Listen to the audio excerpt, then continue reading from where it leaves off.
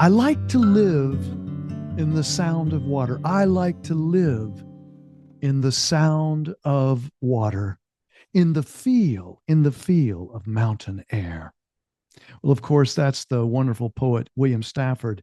And our featured poem this week is Time for Serenity, anyone? And so we'll get right to the poem, but I just want to do a little bit of setup. I was thinking about the writer, philosopher, uh, great thinker Annie Lamott recently, who has a nice little aphorism that I love. She says, I never go into my mind alone. It is a bad neighborhood. I've always loved that, and I've always related to that. It's one of the reasons I am attracted to poetry. But let's talk about something even larger than our personal challenges with our monkey mind. Let's put it that way. What I want to say is that with all of the challenges, people challenges, political challenges, ecological challenges we have, we're often faced with the notion of how do we respond to the world in a skillful way when all these challenges, personal, social, ecological, as we're saying, are coming at us like a speeding freight train. Well, what I believe and what I'm coming to is the singer, amazing singer songwriter Joan Baez. In an interview, I heard her say something about the 85-15 rule, and my version of what she was saying is that there's a way in which we need to pickle ourselves, to pickle ourselves, to marinate in beauty and the natural world and art, however we respond to it. And of course, my thing is poetry. And if you're here on this podcast, I assume that you are attracted to poetry as one of the art forms that you love as well.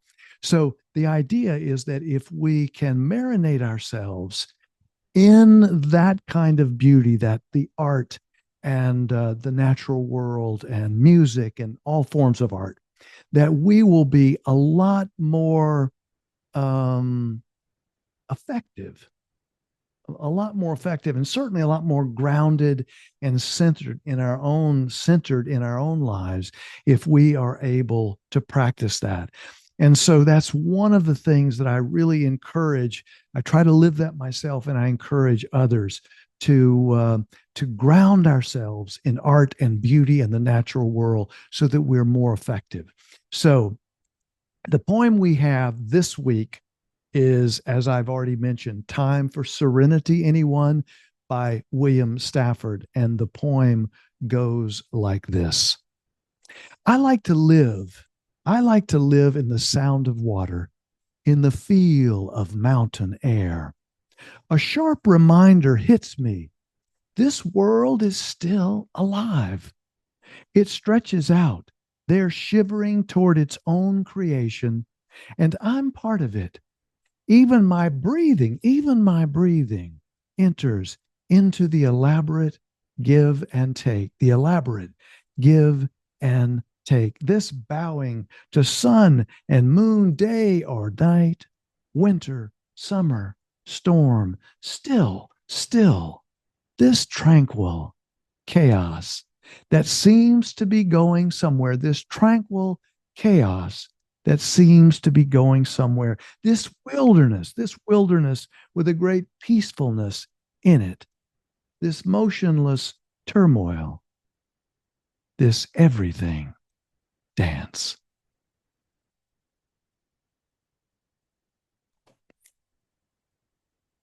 So, my belief is that if we can constantly bring ourselves into the presence of beauty and art, of the community of loved ones, into the natural world, all of those things recharge our battery.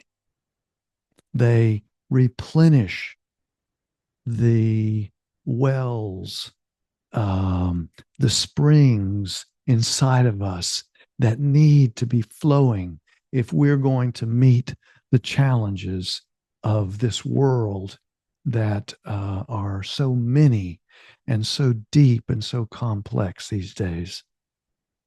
And so that whole notion of using poetry and beauty and art and loving relationships to really have ourselves be more together, more balanced, more centered when we are faced with the difficulties that we are more and more faced with, that this will be a skillful means. So, William Stafford, even my breathing enters into the elaborate give and take, this bowing to sun and moon, day or night, winter, summer, storm, still, this tranquil chaos that seems to be going somewhere, this wilderness with a great peacefulness in it, this motionless turmoil, this everything dance. So, what do you do to recharge yourself, to replenish yourself?